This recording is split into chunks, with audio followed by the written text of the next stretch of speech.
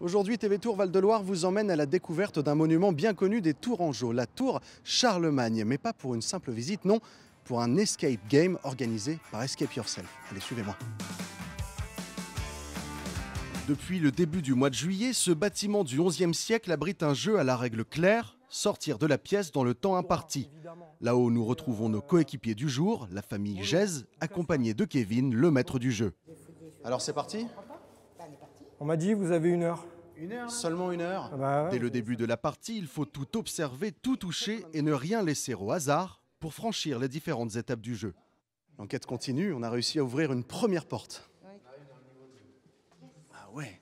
Partout des cadenas à chiffres, à lettres et de nombreuses énigmes dissimulées dans les pièces. Autant de jeux surprenants mêlant décors historiques et technologie. Finalement, avec un peu de patience et de débrouillardise, une victoire à la clé. Félicitations, archiviste. Conçu pour des personnes de tous âges, l'escape game semble ravir les joueurs. C'était très cool parce que finalement on est un peu perdu au début, il y a plein d'énigmes à faire et on est plongé dans l'histoire un petit peu.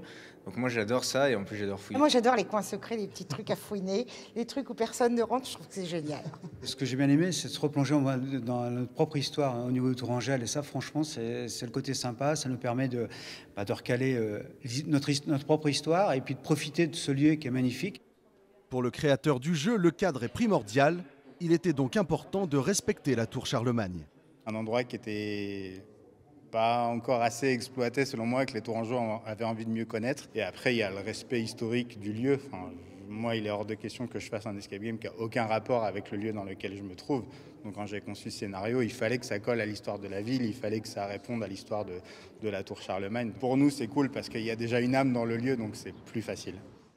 L'escape game de la tour Charlemagne restera ouvert au moins jusqu'à la fin du mois de septembre. Pour les retardataires, pas de panique, l'aventure reprendra dès le printemps prochain.